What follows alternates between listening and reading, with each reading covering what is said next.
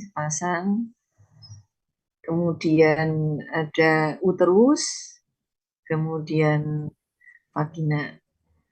Kemudian untuk tuba uterina ini ada infundibulum seperti corong.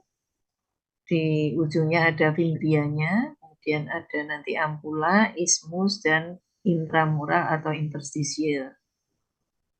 Ini adalah ovariumnya, nanti ini akan pada peristiwa ovulasi ya, ini akan oosit dari ovarium masuk ke tuba uterina. Kemudian ini uterus terdiri dari fundus, kemudian korpus, kemudian di sini ada cervix uteri. Antara cervix uteri dengan korpus ini ada ismus dari uterus ya. Kemudian untuk cervix sendiri nanti ada kanalis cervix dan portio vaginalis. Dan ini adalah bagian vagina. Selanjutnya ini skema dari tuba uterina. Tadi ada infundibulum seperti corong. Ini ada fimbrianya, ini ada ovarium ya. Kemudian ini ampula meliputi 2/3 bagian dari tuba uterina.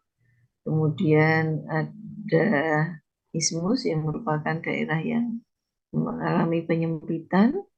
Kemudian bagian dari tuba uterina yang menembus dinding uterus disebut dengan interstisial atau intramural di sini.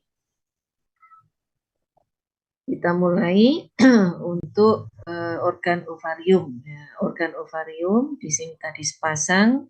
Secara histologis ada dua bagian, yaitu bagian tepi yang disebut dengan korteks atau zona parenchymatosa dan medula bagian tengah dari ovarium yang disebut dengan zona vasculosa. Pada korteks itu atau zona parenchymatosa itu tersusun oleh unsur apa saja. Ini ada epitel germinativum, tunica albuginea, stroma cortex ovarium, follicle ovarium, ada corpus luteum, corpus albicans, dan juga sel-sel interstisial ovarium. Sedangkan yang medula atau zona vasculosa tersusun oleh jaringan pengikat longgar yang mengandung pembuluh darah, pembuluh limfa, dan otot polos. Ini secara skematis gambarannya seperti ini. Jadi ini bagian medula, bagian sentral tersusun oleh jaringan pengikat longgar dengan pembuluh-pembuluh darah, pembuluh limfa, dan juga sel-sel otot polos. Sedangkan bagian korteks, bagian tepi yang di sini ya, bagian tepi dari sini ke sini, jadi ini yang di bagian tepi dari permukaan luar. Pertama adalah epitel germinativum. Epitel germinativum ini untuk ovarium pada masa anak-anak dan wanita yang masih muda, itu epitelnya adalah epitel selapis silindris dan epitel selapis kubis. Epitel selapis silindris atau epitel selapis kubis. Sedangkan pada ovarium orang wanita dewasa, epitel germinativumnya ini berupa epitel selapis pipih atau squamous simplex.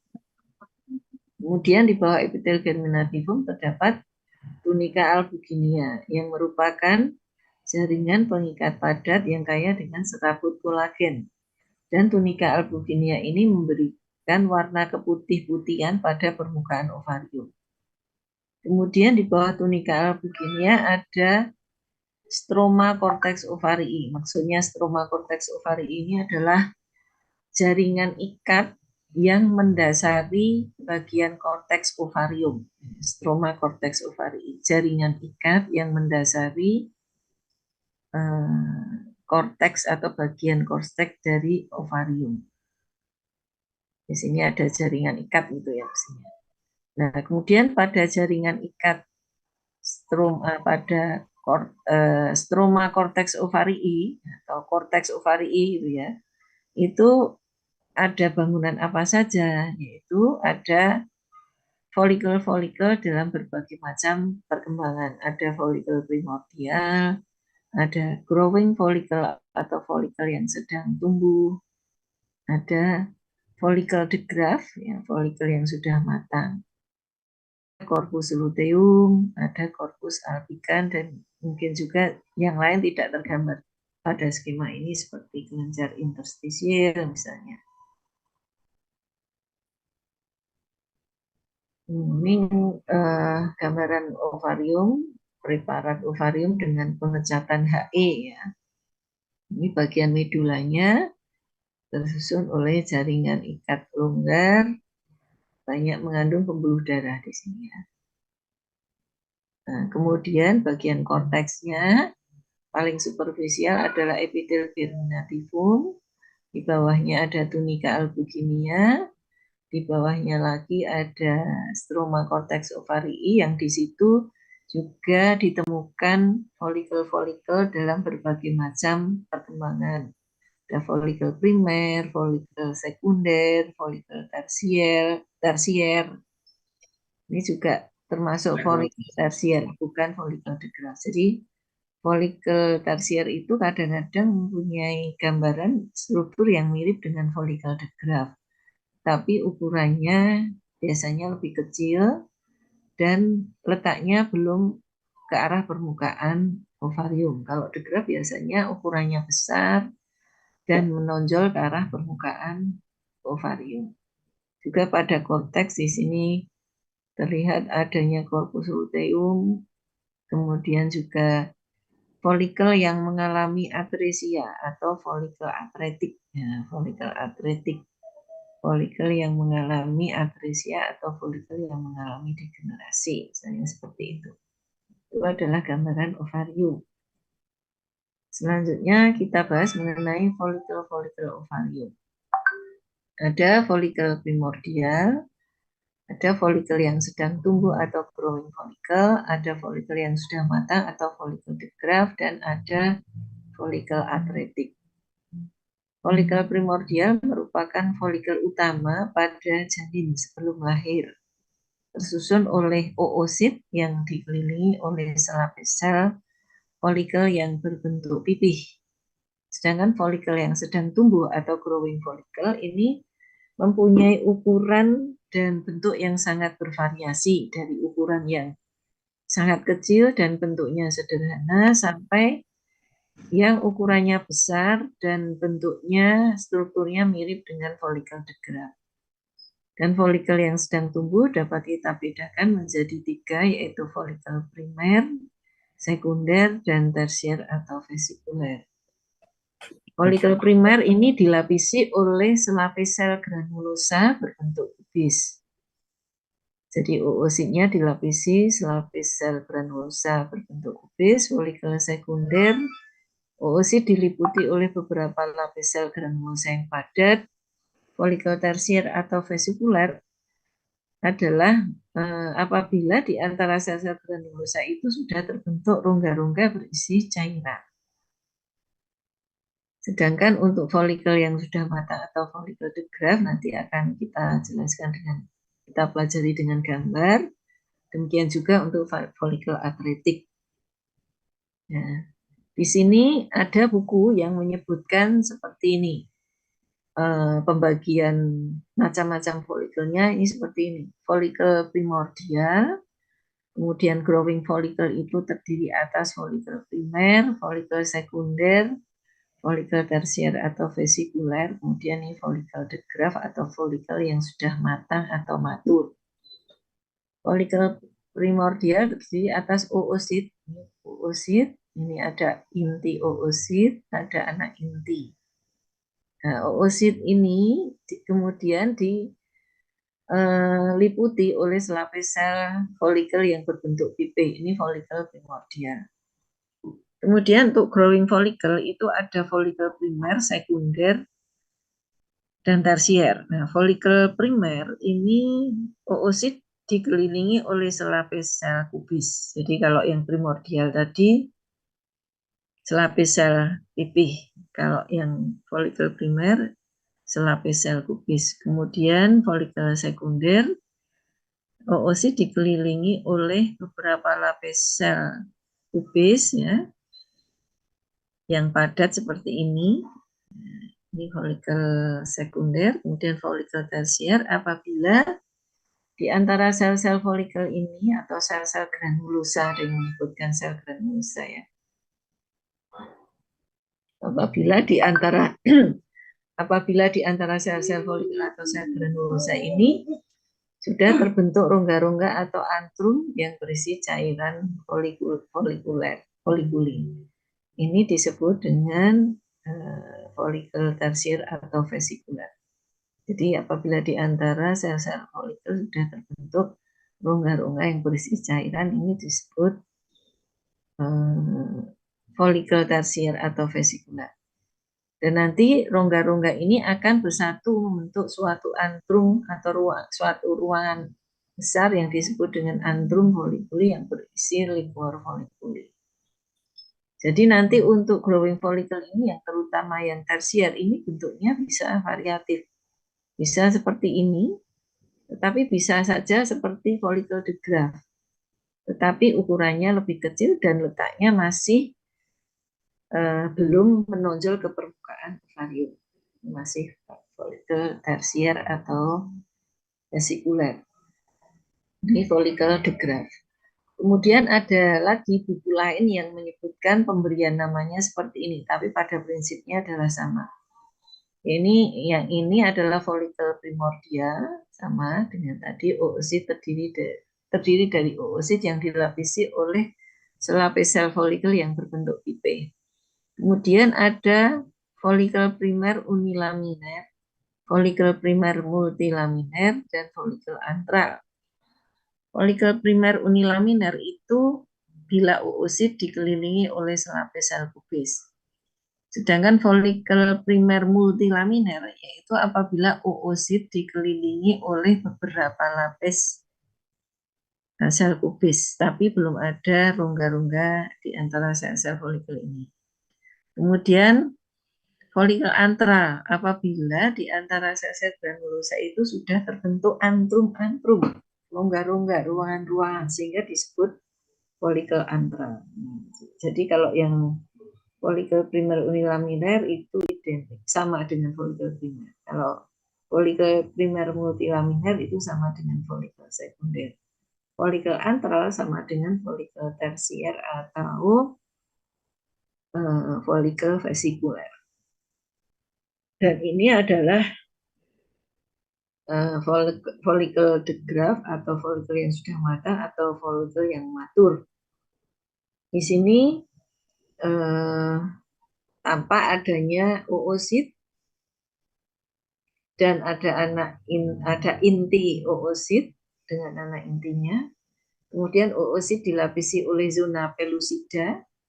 Di luar zona pellucida ada gerombolan sel-sel folikel atau sel granulosa yang tersusun radier dan melekat ini pada zona pellucida yang disebut dengan corona radiata.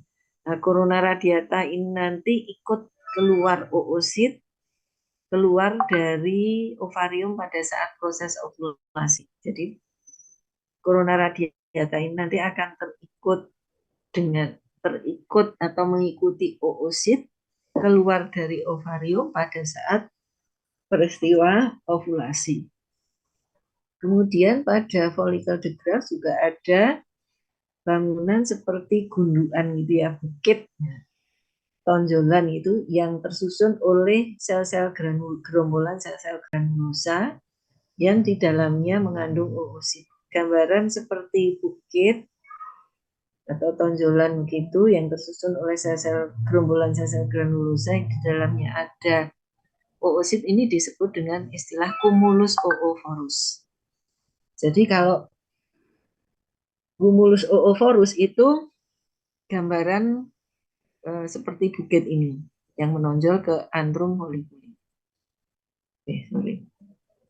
Kalau corona radiata ini adalah sel-sel granulosa yang tersusun radier yang mengelilingi oosit dan ikut keluar dengan oosit pada saat peristiwa ovulasi ini corona radiata. Tapi kalau gambaran seperti bukit yang tersusun oleh gerombolan sel-sel granulosa ini disebut humus ooporus.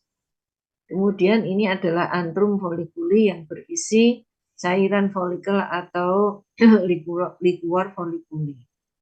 Kemudian antrum foliculi ini dibatasi oleh membran granulosa.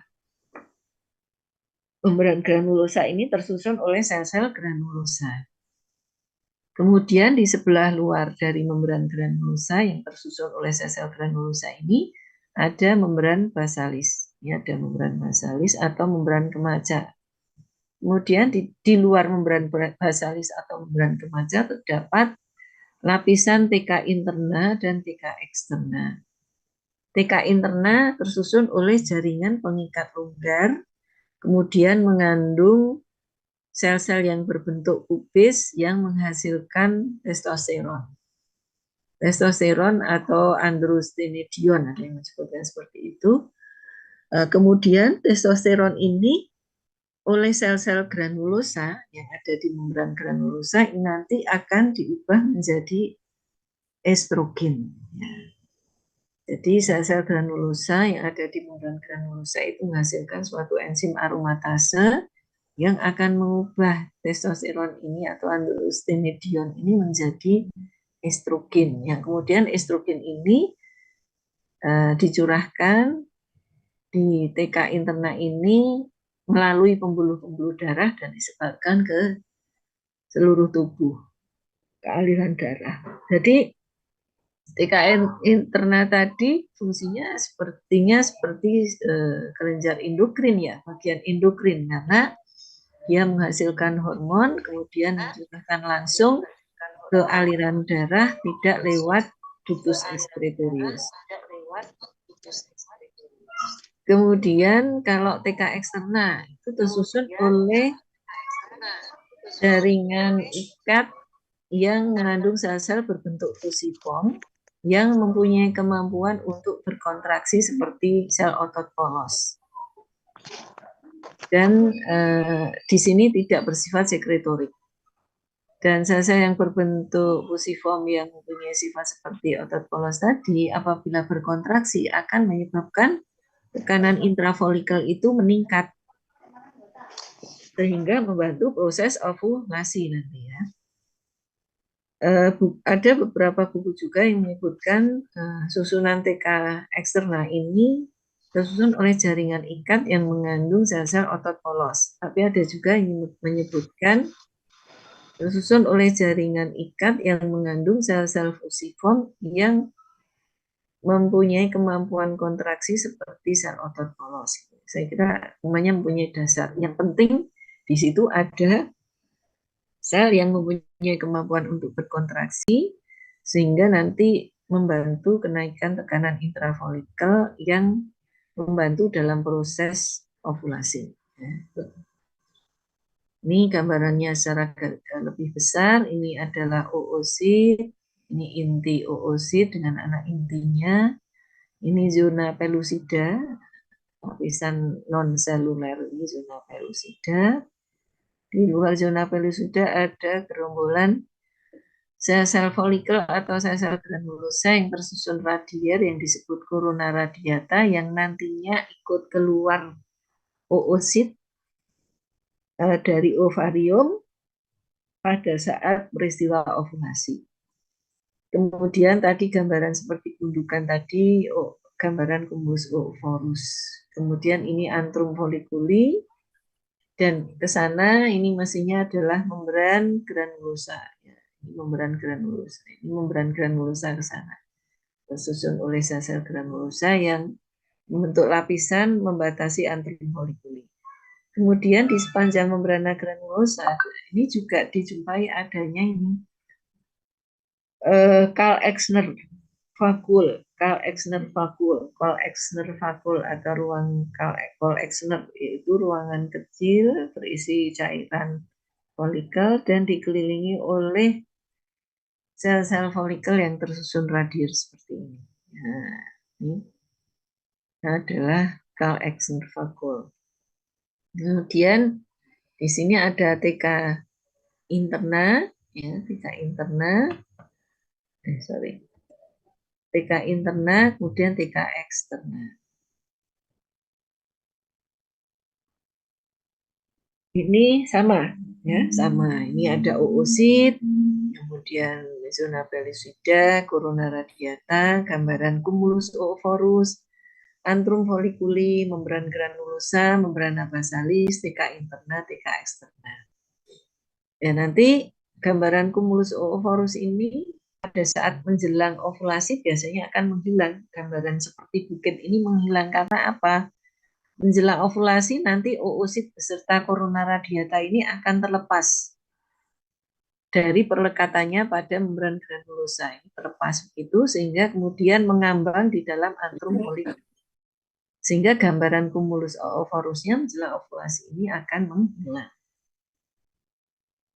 Itu tadi mengenai gambaran folikel yang dari primordial, primer, sekunder, tersier, dan degraf. Sekarang mengenai folikel atretik.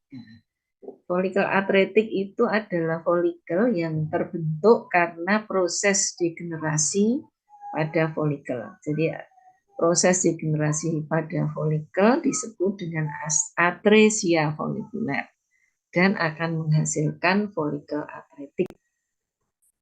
Folikel atretik ini dapat terbentuk dari sebagian besar jumlah folikel yang ada di ovarium dan dapat terbentuk dari semua stadium folikel, baik stadium primordial, primer, sekunder, tersier, degraf itu bisa mengalami proses degenerasi sehingga kemudian terbentuk folikel atretik. Dan atresia folikuler ini terjadi pada sebagian besar jumlah folikel yang ada di ovarium. Jadi pada wanita dewasa, pada kedua ovariumnya itu biasanya mengandung sejumlah folikel, yaitu sekitar 400.000 folikel. Jadi pada wanita dewasa, dari kedua ovariumnya itu kalau jumlah folikelnya itu mengandung sekitar semuanya mengandung 400.000 folikel. Dari 400.000 folikel itu nanti sebagian besar akan mengalami degenerasi atau atresia. Jadi apabila dalam keadaan normal wanita dewasa itu kan mengalami ovulasi itu setiap bulan sekali. Jadi dengan kata lain setiap bulan sekali, setiap sebulan sekali ada satu folikel yang mengalami pematangan atau mengalami ovulasi atau pematangan. Apabila masa subur seorang wanita itu sekitar 32 tahun, berarti dalam waktu 32 tahun itu ada sekitar 12 kali 32 folikel yang mengalami pematangan atau ovulasi. Jadi ovulasi tadi kan sebulan sekali, berarti kalau setahun itu ada 12 kali ovulasi atau ada 12 folikel yang mengalami pematangan. Sehingga kalau masa subur wanita itu 32 tahun, berarti selama 32 tahun itu ada 12 kali 32 folikel yang mengalami pematangan atau sekitar 384 ya atau 400 lah folikel yang mengalami pematangan. Jadi dari 400.000 ini hanya 384 atau 400 folikel saja yang mengalami pematangan atau ovulasi. Sisanya mengalami degenerasi. Degenerasi atau atresia folikuler ini terjadi secara menyolok pada saat tepat setelah lahir, selama pubertas dan kehamilan. Jadi pada saat-saat status hormonalnya itu mengalami perubahan secara mencolok. Jadi tepat setelah lahir itu akan terjadi pemutusan hubungan antara janin dan ibu. Dengan terputusnya hubungan antara janin dan ibu, itu berarti pengaruh hormon-hormon ibu ke janin kan terputus juga. Nah, ini akan menyebabkan perubahan status hormonal pada bayi yang baru lahir. Dan ini bisa memicu terjadinya atresia folikuler. Demikian juga selama pubertas dan kehamilan. Di sini terjadi perubahan yang mencolok dari hormon reproduksi seperti estrogen, progesteronnya meningkat. Nah, ini juga akan bisa memicu terjadinya atresia folikuler. Kemudian atresia folikuler ini ditandai dengan apa saja, yaitu penghentian mitosis sel-sel granulosa. Jadi sel-sel granulosa pada membran granulosa tadi akan mengalami penghentian mitosis. Kemudian sel-sel granulosa tadi akan terlepas dari membrana basalis. Ya. Terjadi pelepasan sel-sel granulosa dari membrana basalis dan juga terjadi kematian oosit. Kematian oosit ditandai dengan inti oosit yang mengecil, pignotik, kemudian karioreksis, kariolisis, kemudian mungkin zona pelusidanya itu melipat-lipat gitu ya. Nah, ini tanda-tanda dari kematian oosit. Jadi atresia folikuler ditandai oleh penghentian mitosis sel-sel granulosa, pelepasan sel-sel granulosa dari membrana basalis, dan kematian oosit.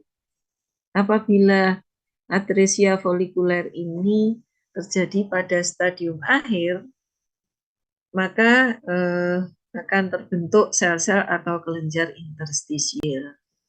Jadi apabila folikel degraf atau folikel matang atau folikel stadium akhir mengalami degenerasi, maka semua bagian dari folikel tadi, folikel degraf tadi akan mengalami degenerasi, kecuali sel-sel TK interna. Sel-sel TK interna tetap dipertahankan di korteks ovarii dan menghasilkan hormon testosteron. Dan ini disebut dengan sel interstisial atau kelenjar interstisial. Jadi kelenjar interstisial atau sel interstisial itu terbentuk dari sel-sel TK interna folikel degraf yang mengalami degenerasi, yang tetap menghasilkan nanti testosteron. Nah, sekarang peristiwa ovulasi. Ovulasi itu adalah proses pecahnya folikel matang yang disertai dengan keluarnya oosit dan diterimanya oosit oleh pelebaran ujung tuba uterina atau fimbriae. Terjadi pada hari ke-14 dari siklus menstruasi yang ideal 28 hari dan maju mundurnya adalah 1 minggu.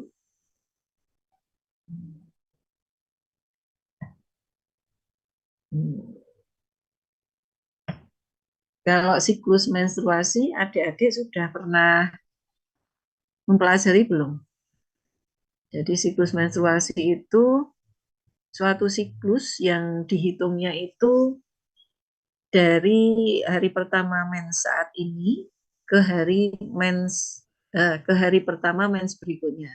Hari pertama menstruasi saat ini ke hari pertama menstruasi berikutnya itu merupakan satu siklus menstruasi dan idealnya adalah 28 hari.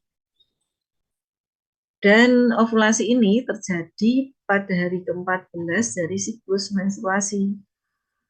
Jadi di tengah-tengahnya, dengan variasinya 1 minggu sebelum ovulasi bisa terjadi juga. Jadi sebelum hari ke-14 maksudnya, variasi 1 minggu itu maksudnya ovulasi ini bisa terjadi 1 minggu sebelum tanggal 14 dan 1 minggu sesudah tanggal 14. Di range tersebut akan bisa terjadi ovulasi dan inilah yang disebut dengan masa subur seorang wanita. Nah, jadi kalau pasangan suami istri ingin mempunyai anak, maka bisa mengusahakan hubungan intim ini pada saat usia subur, masa subur, pada saat masa subur maksudnya. Jadi 1 minggu menjelang hari ke-14 dan 1 minggu sesudah hari ke-14 ini masa subur. Dan mungkin gambaran ovulasi ini bisa kita jelaskan dengan gambar saja. Ini gambaran dari ovarium itu ya, skematik. Ini ada folikel degraf ya. Ini folikel degraf. Folikel degraf ini ukurannya biasanya sangat besar ya, diameternya bisa 1,5 sampai 2 cm. Kemudian letaknya adalah menonjol ke permukaan ovarium. Ya, menonjol. Biasanya pada folikel degraf ini antrum folikulinya juga sangat luas, membrana granulosanya menjadi lebih tipis. Juga pada folikel degraf yang akan mengalami ovulasi atau menjelang ovulasi, selain tadi ukurannya besar, antrum folikulinya juga lebar, membrana granulosanya tipis, juga gambaran kumulus oovorus ini nanti akan menghilang karena oosit beserta korona radiatanya ini akan terlepas dari membran granulosa dan mengambang di dalam antrum folikuli. Kemudian menjelang ovulasi ini folikel degraf kan letaknya menonjol ke permukaan ovarium sehingga mendesak permukaan ovarium. Sehingga permukaan ovarium yang terdesak ini akan mengalami iskemia. Iskemia itu apa, adik-adik? Berkurangnya aliran darah, sehingga nanti gambarannya akan tampak pucat karena aliran darah di situ berkurang. Nah, daerah permukaan ovarium yang tampak pucat karena mengalami iskemia karena desakan dari folikel degraf yang mendesak ke permukaan ovarium ini disebut dengan apa? Stigma, STIGMA, stigma. Ada juga yang menyebut dengan istilah makula pellucida, bukan zona pellucida. Kalau zona pellucida tadi kan lapisan non seluler yang meliputi oosit. Kalau ini stigma ada juga yang menyebut dengan istilah makula pellucida. Jadi stigma ini merupakan daerah pucat pada permukaan ovarium yang terjadi karena desakan folikel degraf pada permukaan ovarium sehingga menyebabkan permukaan ovarium tersebut mengalami iskemia dan tampak pucat. Dan pada stigma ini jaringannya menjadi sangat rapuh sehingga nanti jaringan pada stigma ini mudah sekali robek atau ruptur ya, yang nanti akan memudahkan terjadinya proses ovulasi. Kemudian pada folikel degraf menjelang ovulasi ini, sel-sel TK eksternanya, sel-sel TK eksterna yang berbentuk fusiform tadi juga akan berkontraksi, sehingga menyebabkan tekanan intrafolikel menjadi lebih tinggi. Kalau tekanan intrafolikel menjadi lebih tinggi, kemudian oosit beserta korona radiatanya sudah mengambang di antrum folikuli dan ada bagian yang rapuh jaringannya pada stigma, maka pada menjelang ovulasi ini folikel degraf akan ruptur tepat pada stigma tadi yang jaringannya rapuh, sehingga kemudian oosit dan korona radiata yang sudah mengambang di folikel, di antrum folikul ini akan terlepas keluar dari ovarium. Jadi seperti ini.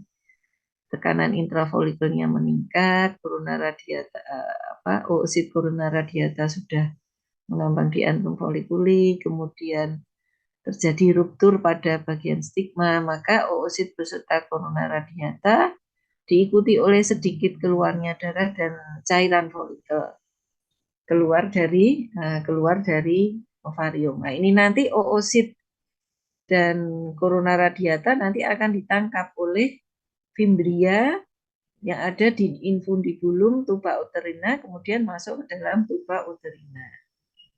Jadi peristiwa ovulasi adalah peristiwa pecahnya folikel degraf yang disertai dengan keluarnya oosit dari ovarium dan kemudian oosit ini masuk ke dalam tuba uterina. Itu adalah ovulasi. Nah, sesudah ovulasi nanti bekas folikel degraf yang tadi karena apa ya, pecah itu kan tentunya ada perdarahan ya, karena di TK eksternal, TK internal tentunya ada pembuluh darah. Kalau pecah tentunya ada perdarahan sehingga warnanya di sini menjadi merah. Bekasnya ini menjadi merah disebut dengan corpus rubrum ya, corpus rubrum berwarna merah. Selanjutnya corpus rubrum ini akan segera diubah menjadi corpus luteum yang berwarna kuning ya. Kemudian corpus luteum ini selanjutnya apabila mengalami degenerasi, maka tempat bekas corpus luteum ini akan diisi oleh jaringan ikat atau sikatrik yang akhirnya berwarna putih sehingga disebut dengan corpus albicans. Corpus albicans ini nanti secara bertahap akan direabsorpsi oleh stroma cortex ovarii dan kemudian hilang dari cortex ovarii. Jadi ada corpus rubrum, corpus luteum, kemudian corpus albicans. Nah, sekarang tadi mengenai ovulasi ya. Jadi ovulasi tadi apa namanya? Oositnya dia berarti masuk ditangkap oleh fimbria, masuk infundibulum, selanjutnya ditransport di sepanjang tuba uterina untuk nantinya masuk ke kavum uteri, gitu ya. Nah, sekarang kita pelajari mengenai diagram pertumbuhan sel telur. Istilah sel telur itu merupakan sel yang istilah yang umum ya, sel telur. Bisa berupa oosit primer, oosit sekunder, bisa juga berupa ovum, gitu ya. Oosit itu berasal dari oogonia atau primordial germ cell. Primordial germ cell atau oogonia. Oogonia ini dibentuk di dalam kantung kuning telur atau yolk sac dari tubuh janin yang masih ada di dalam rahim ibu ya, uterus masih dalam kehamilan. Jadi dalam tubuh janin.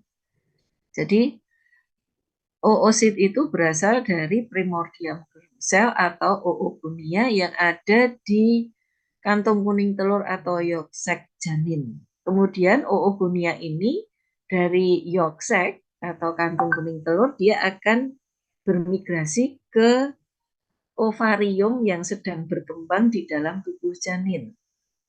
Nah, sesudah sampai di ovarium yang sedang berkembang pada tubuh janin, oogonia ini akan mengalami mitosis.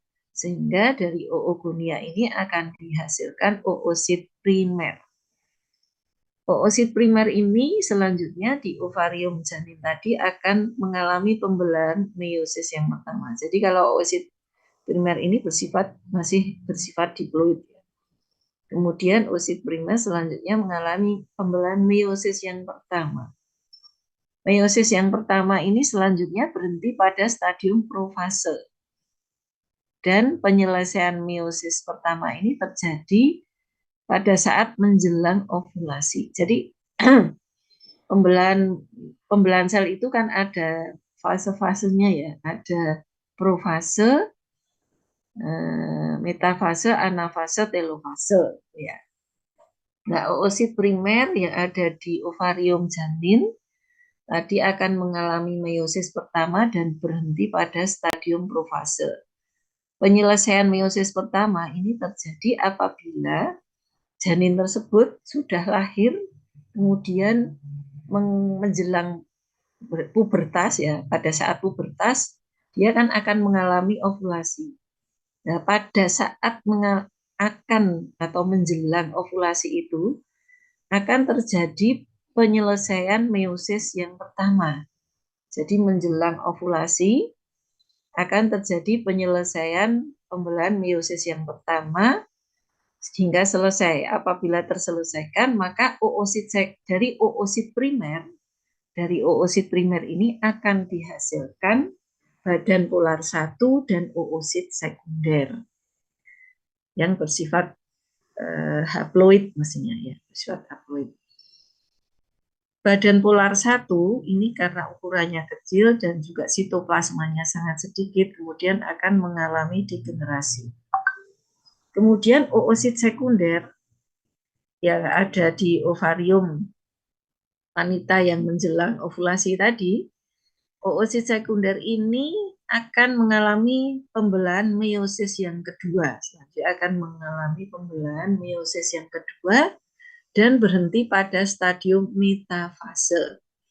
Nah, oosit sekunder yang berada pada stadium metafase pembelahan meiosis kedua ini kemudian akan mengalami ovulasi, berarti kan keluar dari ovarium wanita tersebut dan masuk ke dalam tuba uterina. Nah, oosit sekunder stadium metafase meiosis kedua, pembelahan meiosis kedua yang mengalami ovulasi tadi dan sudah sampai di tuba uterina, selanjutnya apabila dalam waktu 24 jam tidak mengalami fertilisasi, tidak ketemu dengan spermatozoa, tidak terjadi pembuahan, maka oosit sekunder tadi akan mengalami degenerasi. Biasanya peristiwa fertilisasi itu terjadi pada tuba uterina di daerah ampula dan perbatasannya dengan ismus. Jadi ada buku yang menyebutkan biasanya terjadi pada perbatasan antara ismus dan ampula atau terjadi pada ampula yang berdekatan dengan ismus.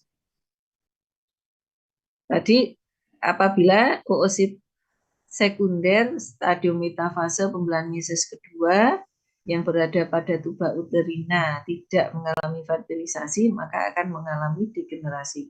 Namun apabila dalam waktu 24 jam sesudah terjadinya ovulasi, kemudian oosit sekunder stadium metafase ini bertemu dengan spermatozoa di tuba uterina tadi terjadi fertilisasi, maka akan terjadi penyelesaian pembelahan meiosis yang kedua sampai selesai. Apabila pembelahan meiosis kedua ini terselesaikan, maka dari oosit sekunder ini akan terbentuk badan polar 2 dan ovum. Ya. Badan polar 2 ini nanti karena ukurannya kecil, sitoplasmanya sedikit, akan mengalami degenerasi.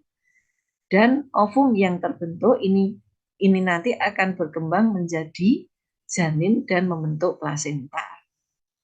Jadi istilah ovum itu sebetulnya adalah oosit yang sudah mengalami pembuahan atau fertilisasi.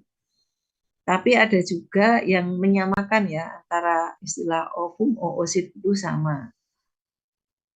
Kalau menurut saya sebetulnya yang lebih tepat ovum itu adalah oosit yang sudah mengalami pembuahan atau fertilisasi. Sedangkan istilah sel telur adalah istilah yang umum. Ya. Bisa oosit, bisa ovum gitu ya. Nah, ovum ini, jadi oosit yang sudah mengalami fertilisasi, ini nanti dari tuba uterina akan ditransport ke kavum uteri. Nah, nanti sampai di kavum uteri dia akan berimplantasi atau melekat pada dinding uterus, dinding kavum uteri. Dan pada ovum ini tentunya pada saat ditransport dari tuba uterina menuju kavum uteri ini akan mengalami pembelahan berkali-kali sehingga pada ovum ini nanti akan terbentuk morula, kemudian blastosit yang nantinya akan berkembang di dalam ovum ini berkembang ada yang bagian yang membentuk janin dan bagian yang membentuk plasenta. Dan di kavum uteri dindingnya juga harus dipersiapkan agar bisa terjadi implantasi. Nah, nanti harus dipersiapkan. Kalau tidak dipersiapkan nanti ovum ini pun juga tidak akan bisa berkembang kalau sudah sampai di endometrium, di kavum uteri. Kemudian kita bahas selanjutnya mengenai corpus luteum. Nah, corpus luteum merupakan kelenjar endokrin sementara yang dibentuk oleh sel-sel granulosa dan sel TK interna yang tersisa dalam korteks ovarium setelah terjadinya ovulasi.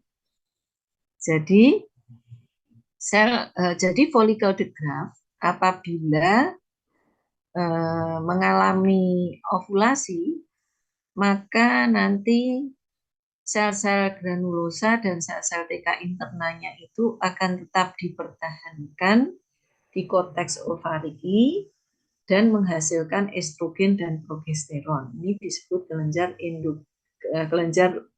korpus luteum atau badan kuning, karena pada keadaan segar korpus luteum ini berwarna kuning karena adanya pigmen lipokrom ya yang ada di sel-sel korpus luteum ini yang memberikan warna kuning. Namun apabila sudah dibuat preparat memang tidak berwarna kuning ya. Jadi bedanya apa antara korpus luteum dengan kelenjar interstisial? Kelenjar interstisial atau sel interstisial tadi terbentuk dari folikel degraf yang mengalami proses degenerasi. Kemudian sel-sel TK internanya tetap dipertahankan di korteks ovari dan menghasilkan testosteron. Itu adalah kelenjar interstisial. Sedangkan korpus luteum itu terbentuk bila folikel degraf itu mengalami ovulasi. Folikel degraf mengalami ovulasi, kemudian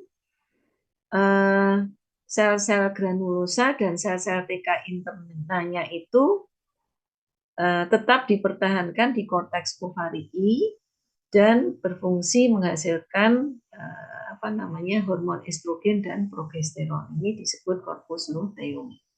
Susunan histologis dari korpus luteum disusun oleh apa saja? Yaitu sel granulosa lutein dan sel TK lutein. Tapi kalau yang interstisial tadi hanya berasal dari sel TK interna. Kalau ini juga sel granulosa ya. Nanti kita lihat dengan gambar untuk korpus luteum ini. Kemudian pembentukan korpus luteum ini dirangsang oleh hormon LH yang dihasilkan oleh pituitari anterior atau hipofisis anterior. Jadi hipofisis anterior menghasilkan hormon LH. Hormon LH ini dihasilkan atas rangsangan dari stimulating factor yang ada di hipotalamus. Jadi pada hipotalamus itu akan menghasilkan releasing factor untuk LH. Selanjutnya LH ini akan memacu hipofisis. Jadi hipotalamus menghasilkan releasing factor untuk LH. Kemudian releasing factor untuk LH ini akan memacu hipofisis anterior menghasilkan LH. LH selanjutnya akan memacu folikel degraf untuk mengalami ovulasi sehingga terbentuk korpus luteum. Jadi dengan kata lain LH ini akan memacu terbentuknya korpus luteum. Jadi memacu folikel degraf mengalami ovulasi sehingga terbentuk korpus luteum. Nah, korpus luteum itu nanti menghasilkan estrogen dan progesteron. Nah, progesteron itu diketahui mempunyai efek feedback negatif terhadap LH. Jadi, LH tadi kan memacu terbentuknya korpus luteum sehingga korpus luteum menghasilkan progesteron dan estrogen. Nah, progesteron ini kemudian akan menghambat hipotalamus di dalam mengeluarkan releasing factor untuk LH. Kalau releasing factor untuk LH dihambat, tentunya pengeluaran LH oleh hipofisis anterior juga akan dihambat. Ini feedback negatif dari progesteron. Kemudian macam-macam korpus luteum itu ada dua macam, yaitu korpus luteum menstrualis dan korpus luteum gravidarum. Korpus luteum menstrualis ini jadi terbentuknya dua macam korpus luteum ini tergantung dari apa? Tergantung dari terjadi tidaknya fertilisasi. Tergantung pada ini terjadi tidaknya fertilisasi. Jadi sesudah ovulasi apabila terjadi fertilisasi, maka dari hasil fertilisasi tadi, ovum tadi, nanti akan terbentuk yang disebut dengan trofoblast, yang nanti akan berkembang menjadi plasenta. Trofoblast ini nanti akan menghasilkan hormon HCG, human chorionic gonadotrophin. Hormon HCG inilah yang mempunyai fungsi untuk mempertahankan keberadaan korpus luteum. Jadi, korpus luteum menstrualis itu terbentuk jika tidak terjadi fertilisasi. Jadi, sesudah ovulasi dan tidak terjadi fertilisasi, maka apabila tidak terjadi fertilisasi, korpus luteum ini akan segera berdegenerasi dalam waktu 10-14 hari, dan ini disebut dengan korpus luteum menstrualis. Kenapa terjadi degenerasi pada korpus luteum ini hanya bertahan 10-14 hari? Karena kalau tidak terjadi fertilisasi, maka berarti tidak terbentuk trofoblast, berarti tidak terbentuk hormon HCG. Kalau tidak terbentuk hormon HCG, berarti tidak ada faktor yang bisa mempertahankan keberadaan korpus luteum, sehingga korpus luteum akan segera mengalami degenerasi sesudah 10-14 hari ovulasi, sesudah ovulasi. Tadi korpus luteum menstrualis terbentuk apabila tidak terjadi fertilisasi. Dia hanya bertahan 10-14 hari sesudah peristiwa ovulasi. Karena kalau tidak terjadi fertilisasi, berarti tidak terbentuk hormon HCG. Kalau hormon HCG tidak ada, korpus luteumnya segera degenerasi. Sedangkan korpus luteum gravidarum itu terbentuk apabila terjadi proses fertilisasi.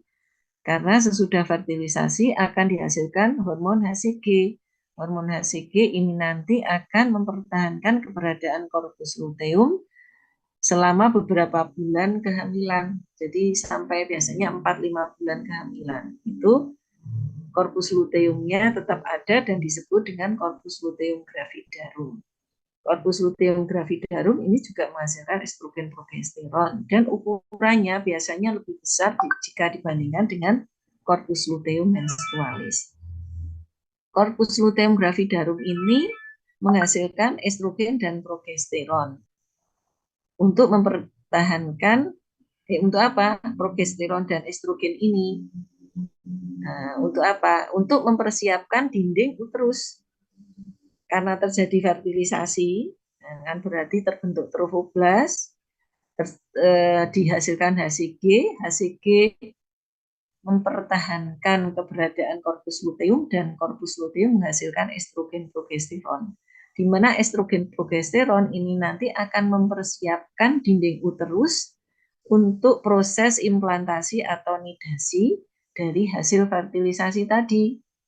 Karena terjadi fertilisasi kan, jadi ovum nanti akan bergerak menuju dinding uterus. Lah dinding uterus harus dipersiapkan ini oleh pengaruh hormon estrogen dan progesteron yang dihasilkan oleh korpus luteum gravidarum.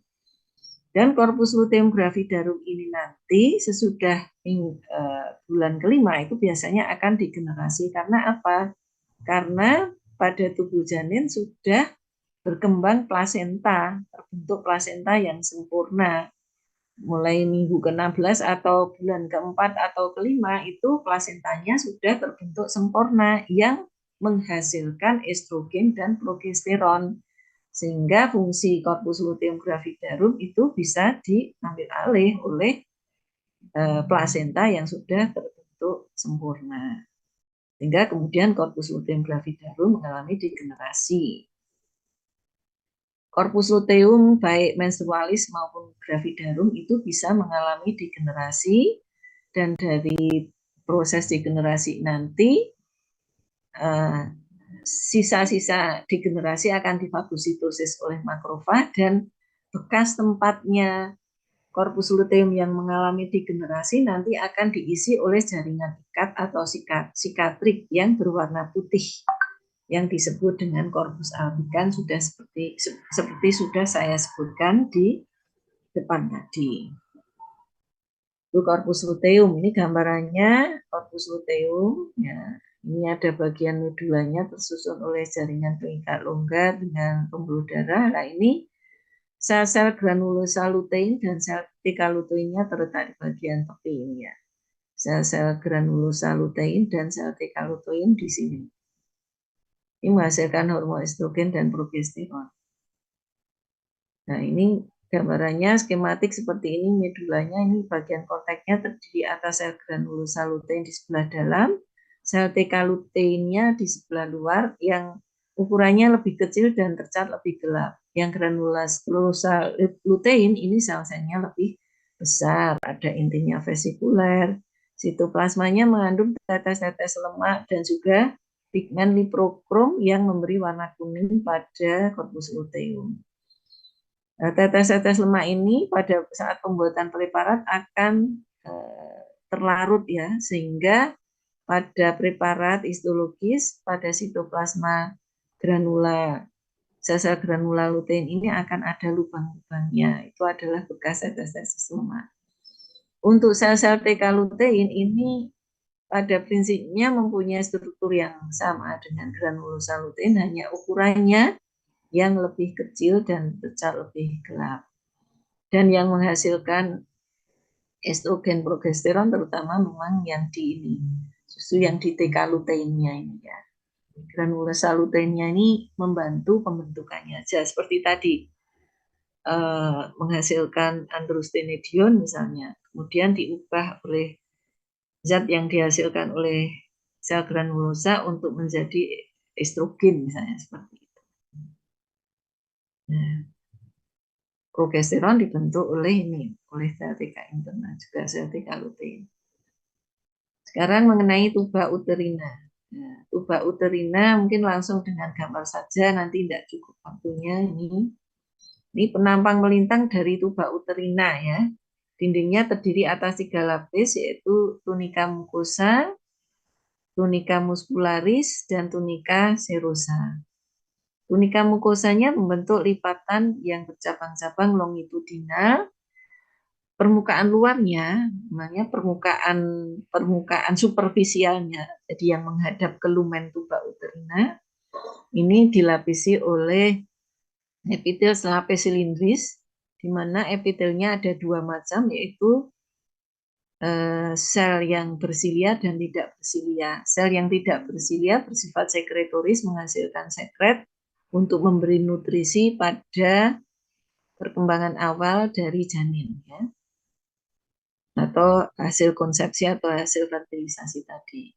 Sedangkan sel yang bersilia, silianya nanti akan menggerakkan oosit yang masuk ke dalam tuba uterina ini ke arah uterus.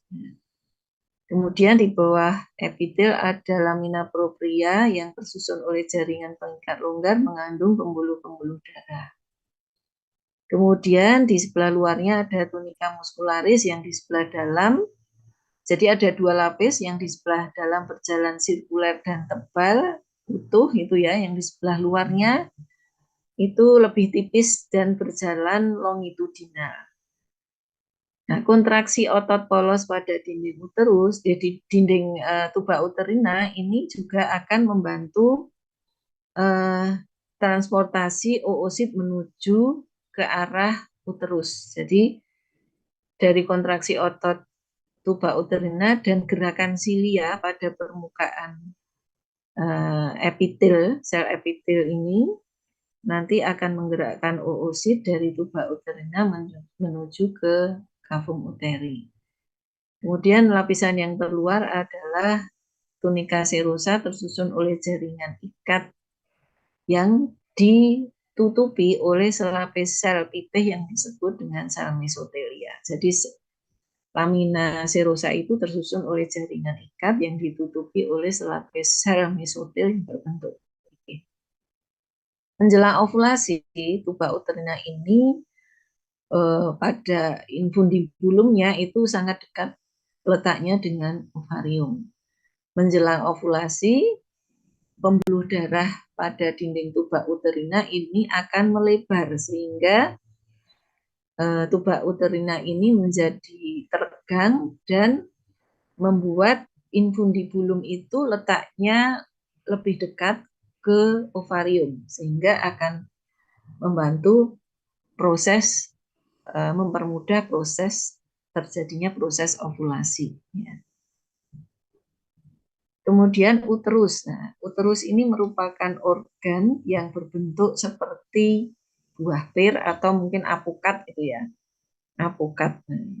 Bagian fundusnya itu adalah bagian buah apokat yang bulat itu. Sedangkan yang buah apokat yang berhubungan dengan tangkai, tangkai atau batang atau ranting itu adalah bagian serviks, bagian serviks dari uterus. Jadi uterus itu kan tadi ada fundus, korpus, serviks. Antara korpus dan serviks tadi ada ismus gitu ya. Nanti untuk serviks kita bahas yang berikutnya. Ini kita bahas yang fundus dan korpusnya ya. Jadi fundus dan korpusnya. Jadi uterus ini kalau bentuknya seperti apokat, maka lapisan-lapisannya ini ada 3 ya untuk uterus. Dari luar ke dalam ini adalah perimetrium, myometrium, endometrium. Berarti perimetrium ini kalau identiknya mestinya adalah kulit alpukatnya ya.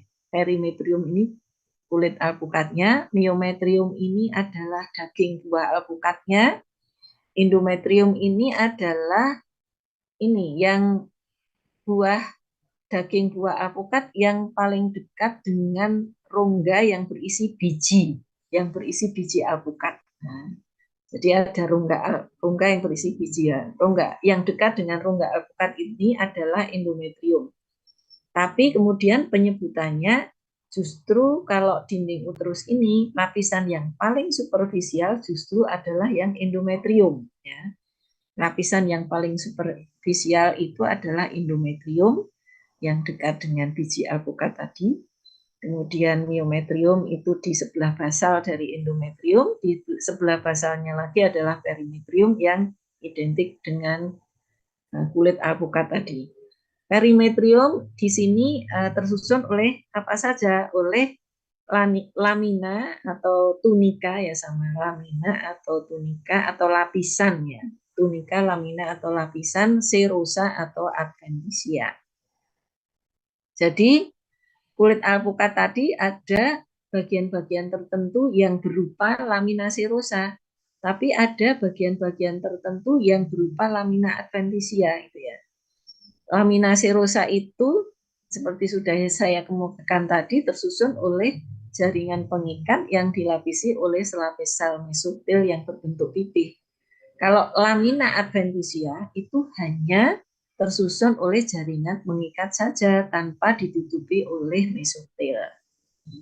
Nah, ini perimetrium. Kemudian myometrium merupakan lamina muscularis, sebetulnya ya, lamina muscularis atau lapisan otot polos. Di sini ada 4 lapis otot polos yang batas antara satu lapis dengan yang lain itu tidak begitu jelas.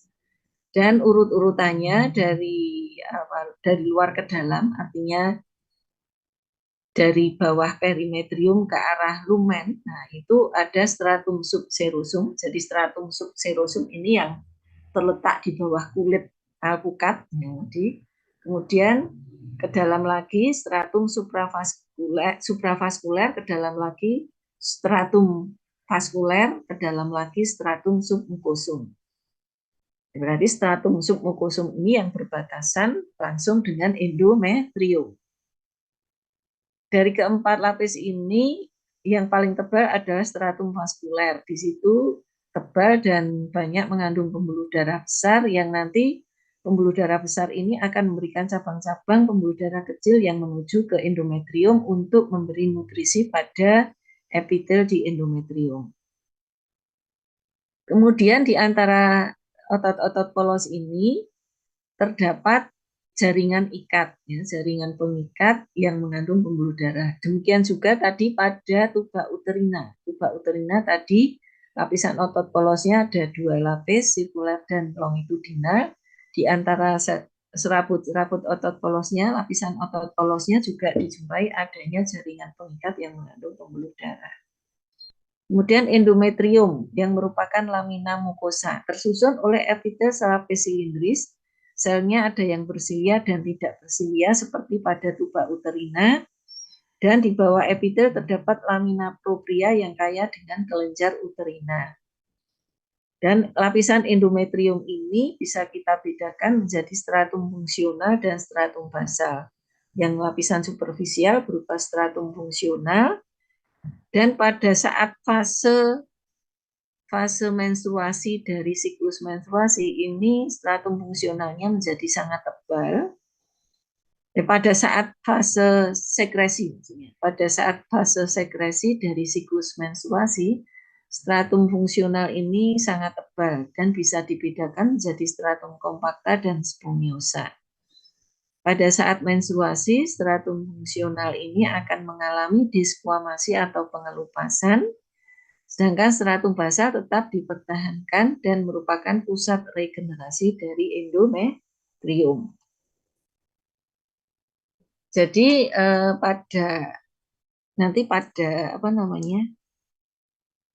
pada siklus menstruasi itu kan nanti ada beberapa fase ya.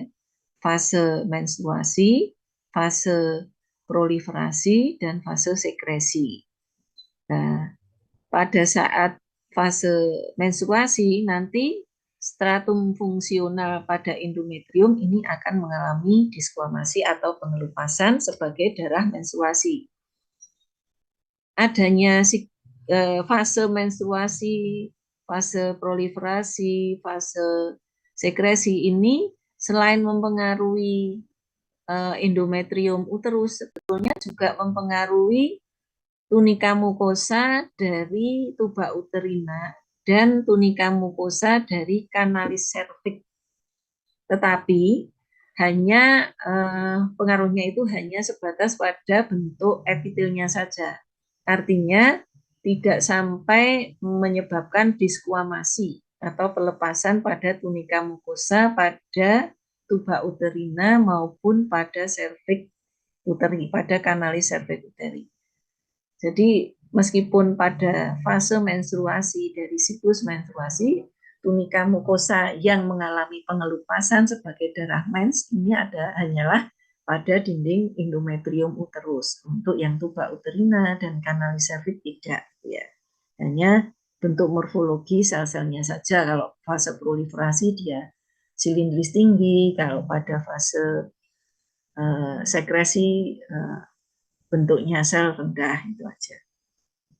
Ini siklus menstruasi yang sudah saya sebutkan tadi, terdiri atas fase menstruasi, fase proliferasi, dan fase sekresi. Fase menstruasi ini terjadi hari ke-1 dari 4 dari siklus menstruasi. Fase proliferasi terjadi pada hari ke-5 sampai 14 dari siklus menstruasi. Fase sekresi terjadi pada hari ke-15 sampai 28 dari siklus menstruasi. Kita mulai misalnya dari fase menstruasi hari ke-1 sampai 4 dari siklus menstruasi. Ini terjadi karena apa? Karena penurunan estrogen dan progesteron. Jadi karena tidak terjadi fertilisasi, maka korpus luteum akan digenerasi sehingga tidak ada estrogen dan progesteron yang dihasilkan. Nah, karena estrogen dan progesteron itu menurun, maka endometrium yang stratum fungsional ini akan mengalami pengelupasan. Karena apa? Terbentuknya stratum fungsional endometrium itu karena pengaruh estrogen dan progesteron dari fase sebelum menstruasi ini. Fase proliferasi, fase sekresi ini karena pengaruh estrogen progesteron akan terbentuk ini stratum fungsional endometrium. Tapi begitu tidak terjadi fertilisasi, hormon estrogen progesteron turun, kemudian ini stratum fungsional dari endometrium akan mengalami pengelupasan keluar sebagai darah mens.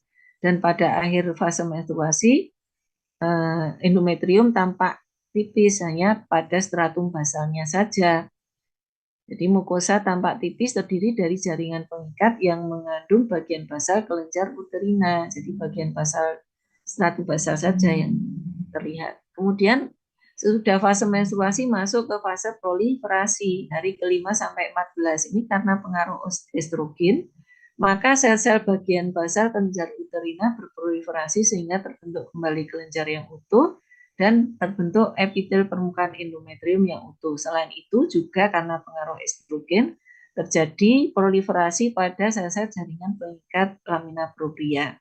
Sehingga pada akhir fase proliferasi ini akan terbentuk stratum fungsional yang utuh kembali. Jadi tadi pada akhir fase menstruasi kan stratum fungsional lepas, terkelupas, kemudian masuk fase proliferasi karena pengaruh estrogen, terbentuk kembali stratum fungsional yang utuh lagi sehingga endometrium utuh lagi.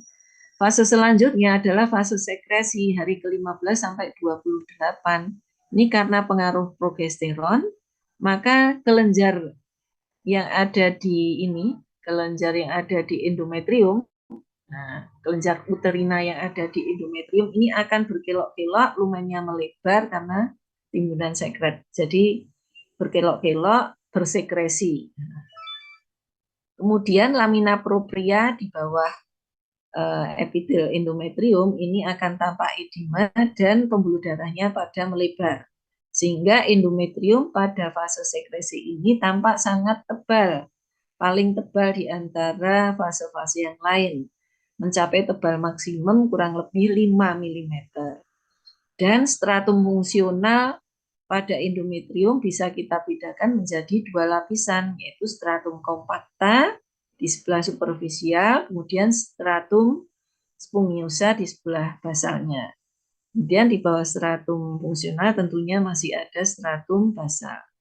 Sesudah fase sekresi, kemudian masuk ke fase menstruasi, yaitu apabila tidak terjadi fertilisasi, maka tidak ada faktor yang mempertahankan corpus luteum sehingga kadar estrogen progesteron turun, kemudian stratum fungsional mengalami pengelupasan dan seterusnya. Ini adalah siklus menstruasi.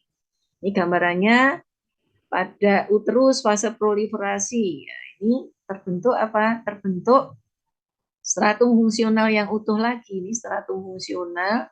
Jadi ini gambaran dinding uterus. Ini endometrium, dari sini ke sini ini endometrium. Ini myometrium, nanti di bawahnya lagi ada perimetrium. Nah, endometrium ini terdiri atas stratum fungsional dan stratum basal. Ini ada epitel permukaan endometrium, terdiri atas epitel selapis silindris, selnya ada yang bersilia, tidak bersilia. Kemudian ini lamina proprianya. Di sini banyak mengandung kelenjar uterina. Stratum fungsional yang ini, stratum basal yang ini, stratum basal. Jadi pada akhir stadium fase proliferasi terbentuk stratum fungsional yang utuh kembali setelah sebelumnya terkelupas ini pada fase menstruasi.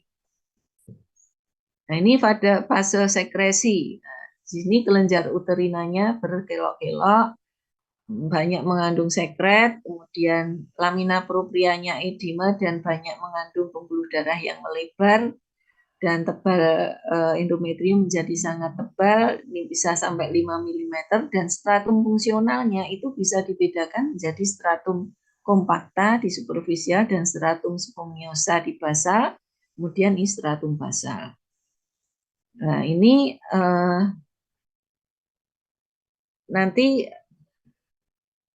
untuk ini untuk fase selanjutnya, jadi fase selanjutnya apabila terjadi menstruasi ya, ini nanti stratum fungsional ini akan terkelupas sampai di sini, sehingga nanti tinggal stratum basal.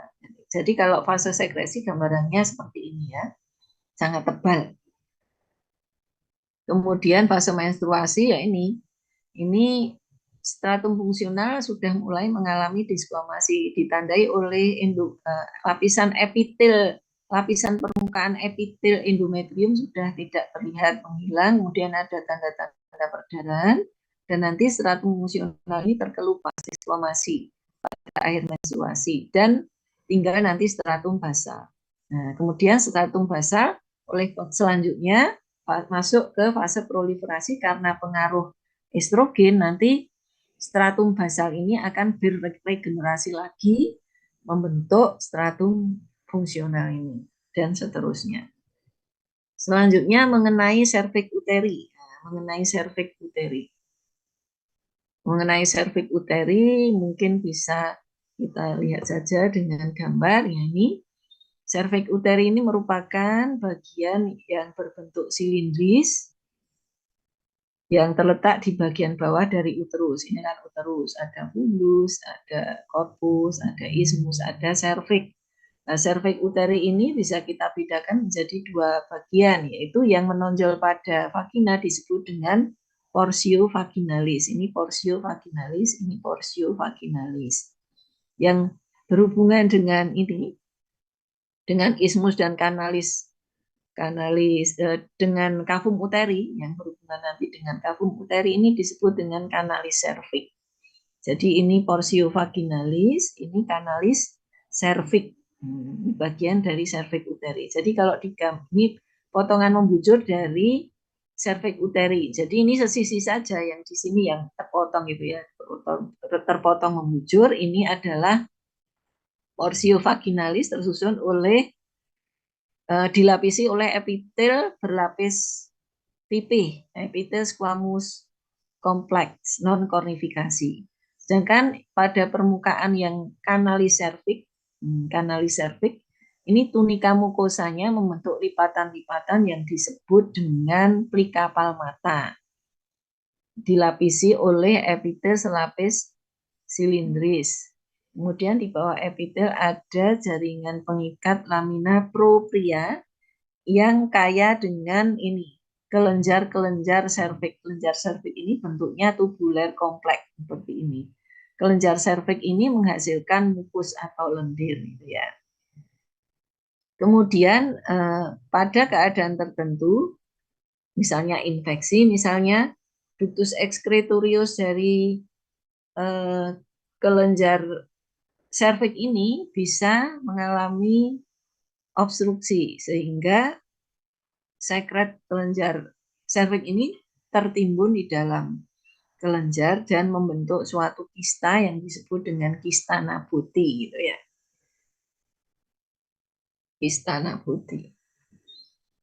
Ini adalah gambaran serviks uteri.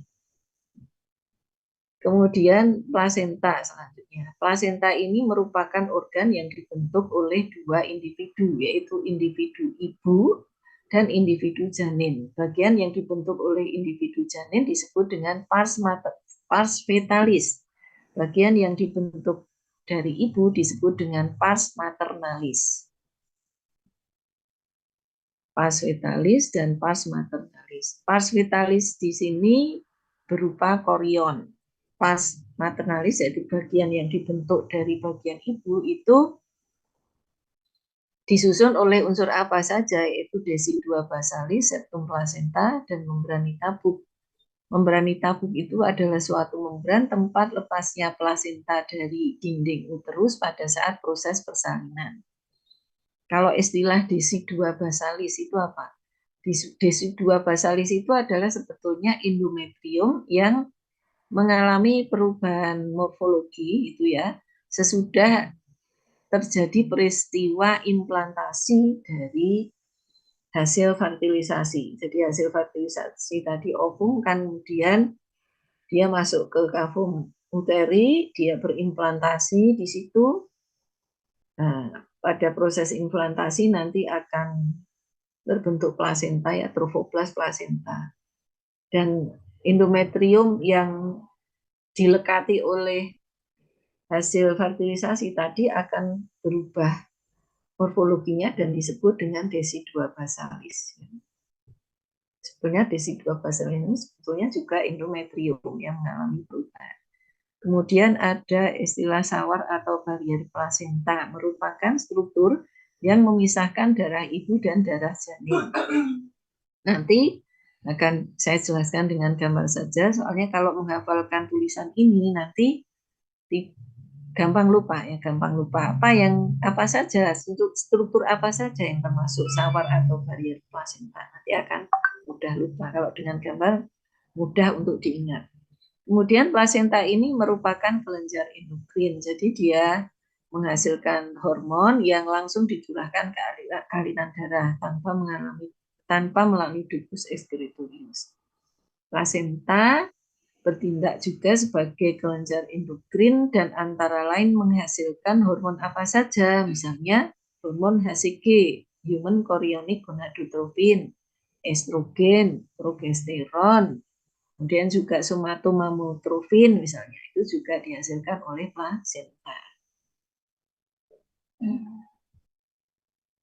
Nah, ini gambarannya, ini janin dalam uterus. Nah, ini ada mestinya di sini ada umbilikus ya, tertutup ini dari umbilikus keluar ini tali pusat, dari umbilikus janin keluar tali pusat.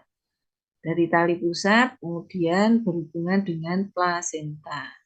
Plasenta ini melekat pada dinding uterus, pada endometrium yang nanti di sini menjadi desidua basalis.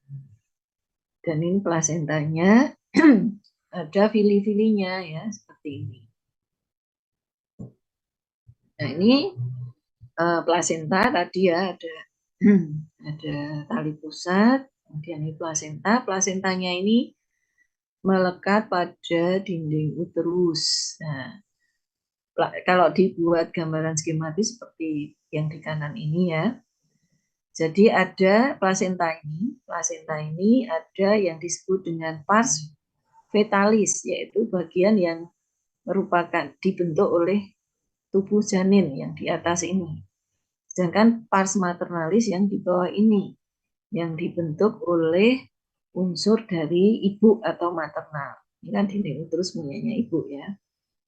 Yang di bawah ini pars maternalis. Ini ada desidua basalis, ada septum placenta, kemudian ada membranita bub. Nah, ini merupakan bagian-bagian dari pars maternalis dari plasenta.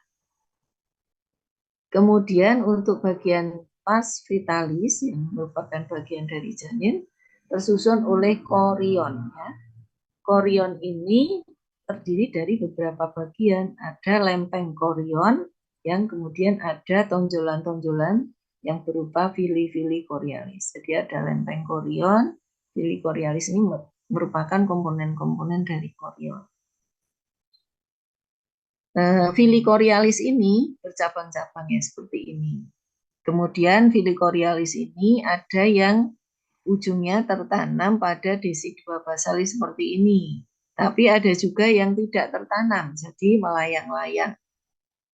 Dan di antara fili-fili chorioalis ini ada ruang interfili. Jadi ini adalah ruang interfili. Ruang interfili dan berisi darah yang berasal dari ibu.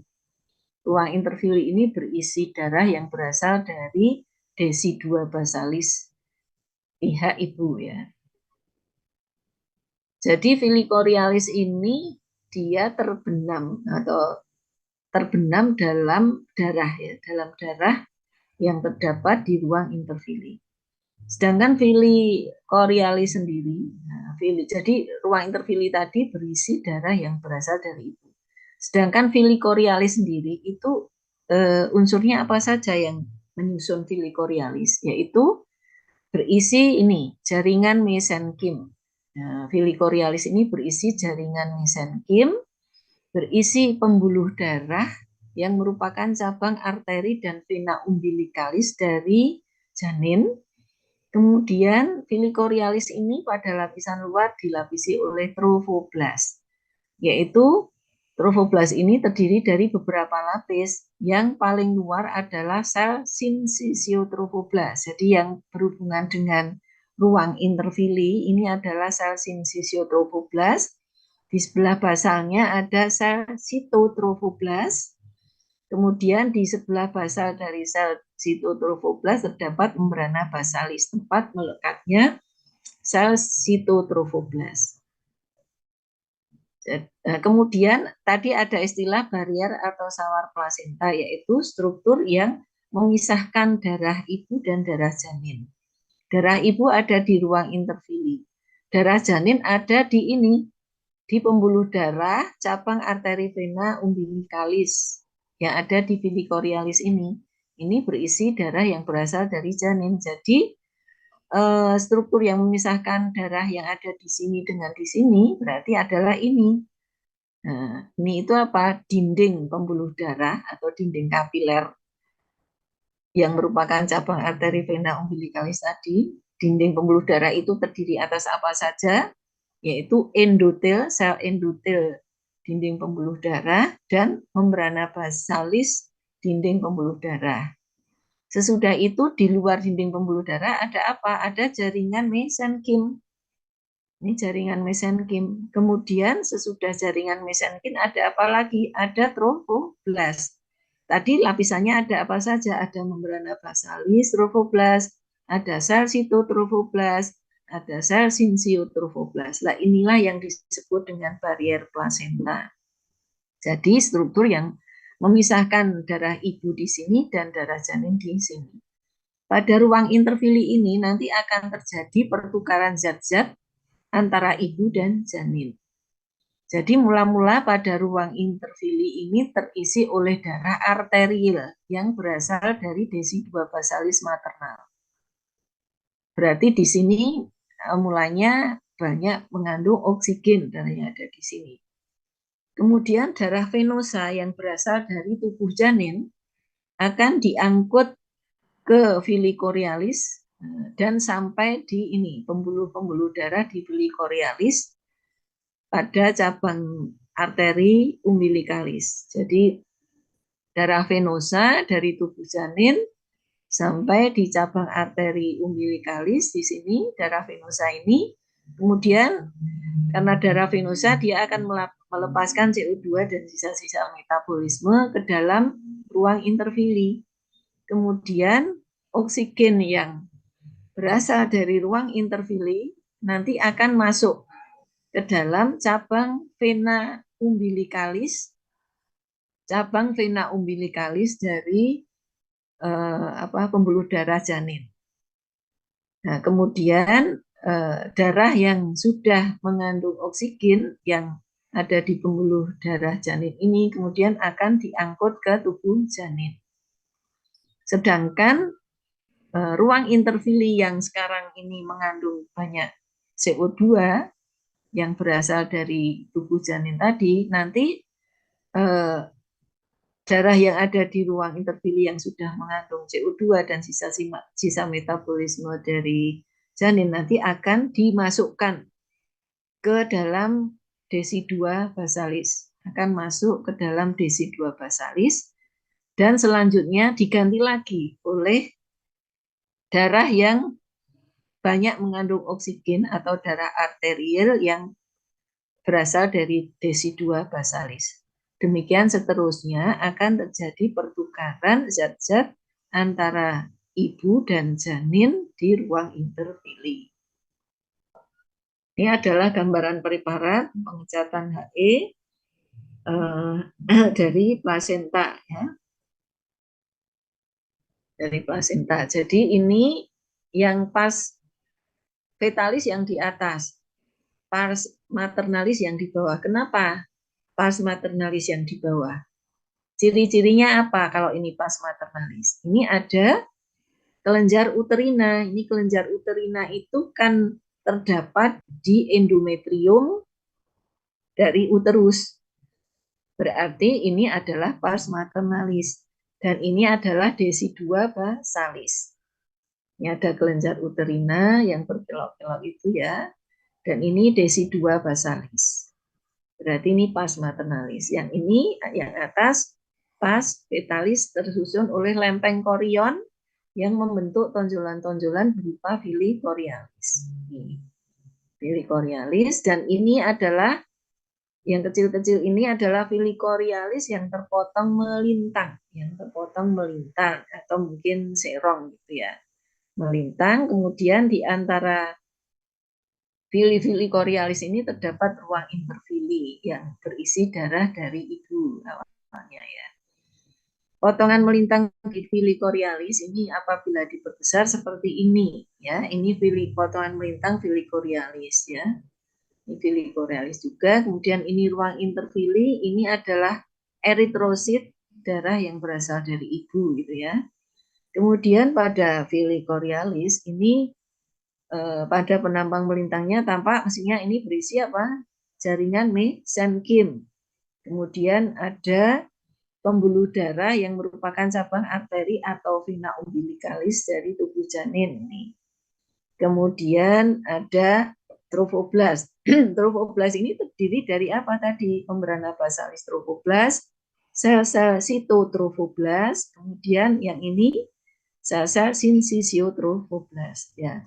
Kemudian tadi yang disebut dengan barier plasenta berarti struktur yang memisahkan antara darah di sini dengan darah di sini. Ya, berarti ini dinding pembuluh darah, jaringan mesenkim, kemudian membrana basalis trofoblast, sitotrofoblast, dan sinsiotrofoblast.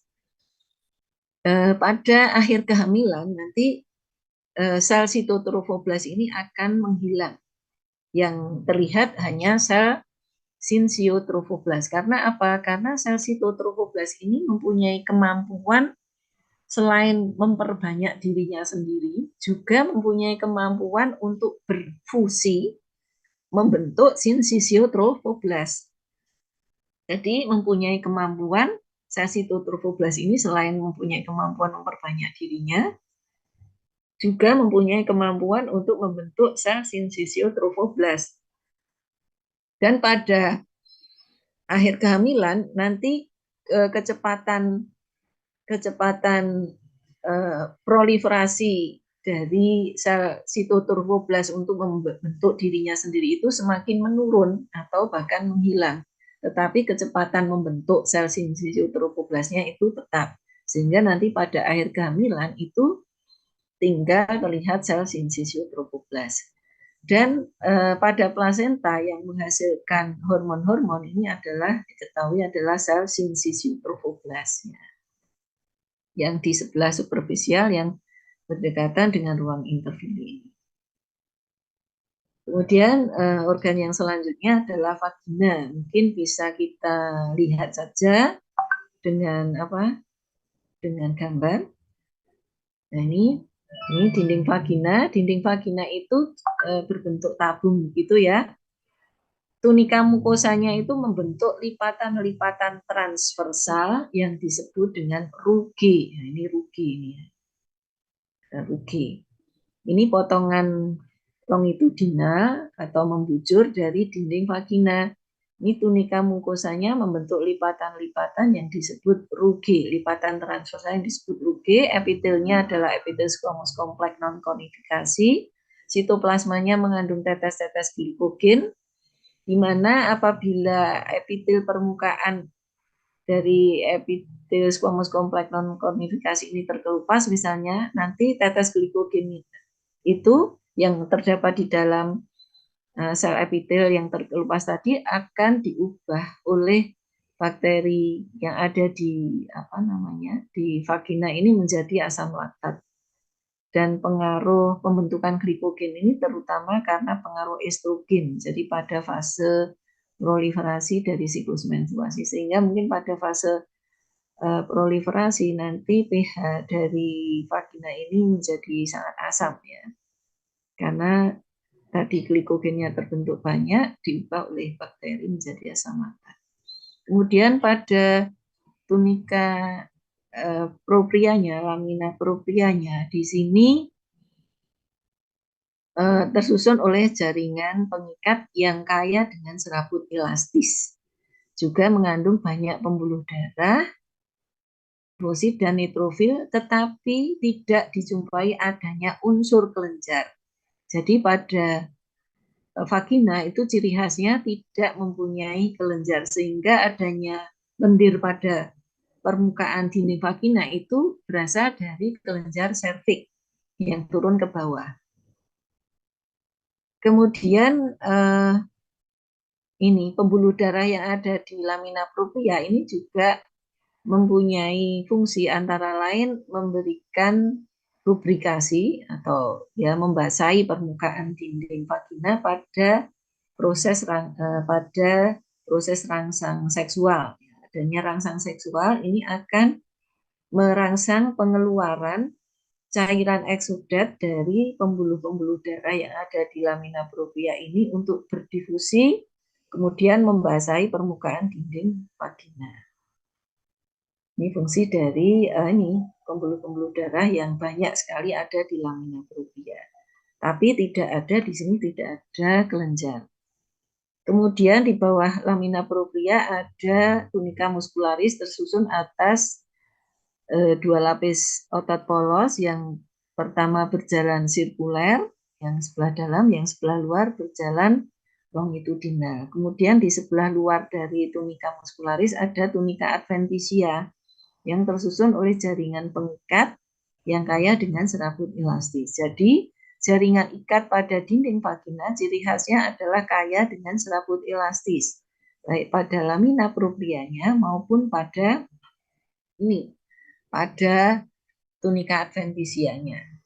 Kemudian tidak mempunyai kelenjar, tapi kaya dengan pembuluh darah juga ya pada lamina proprianya, di samping kaya dengan serabut elastis adalah vagina.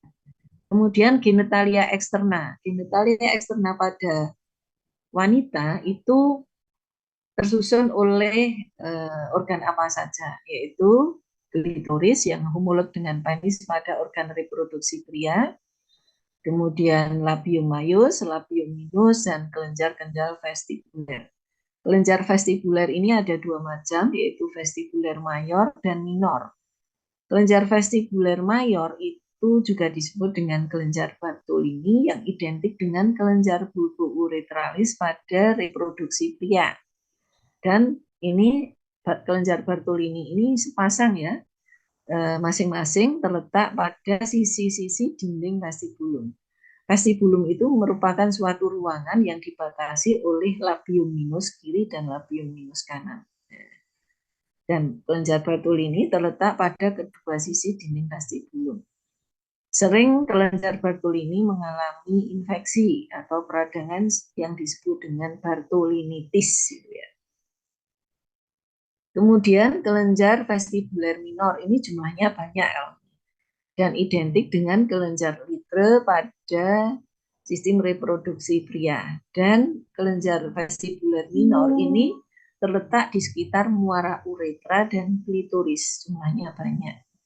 Baik kelenjar vestibuler mayor atau kelenjar Bartolini maupun kelenjar vestibuler minor itu keduanya ini menghasilkan lendir atau mukus.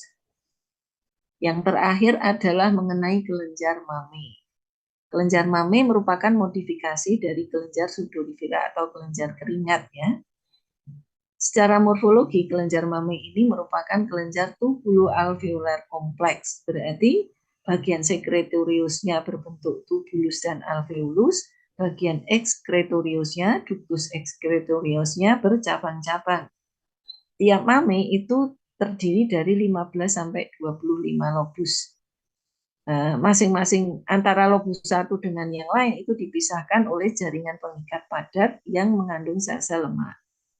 Kemudian struktur histologis dari kelenjar mame itu sesuai dengan jenis kelamin wanita atau pria, kemudian usia, dan juga keadaan fisiologis. Keadaan fisiologis itu misalnya pada wanita sama-sama pada wanita dewasa. Tapi gambaran pada saat gravid atau hamil, pada saat laktasi, dan pada saat tidak hamil dan tidak laktasi itu akan memberikan gambaran yang berbeda. Jadi ini gambarannya kelenjar mame, tadi kelenjar tubulo-alveolar kompleks, ini bagian sekretoriusnya tubulo-alveolar kompleks, berarti ductus ekskretoriusnya itu bercabang-cabang seperti ini ya. Dan nanti bermuara pada papila mame. Ductus excretoriusnya antara lain ini berupa ductus lactiferus ya. Ductus excretoriusnya itu ductus lactiferus yang pada bagian awal yang dekat dengan ini, bagian dekat dengan papila mame, muaranya pada papila mame ini dilapisi oleh epitel squamous kompleks non kornifikasi. Namun semakin ke arah dalam, ductus excretorius ini dilapisi oleh epitel berlapis kubis, bahkan nanti hanya selapis kubis yang mendekati bagian sekretorius. Bagian sekretorius ini alveolus atau tubulus yang dilapisi oleh epitel selapis kubis juga ya.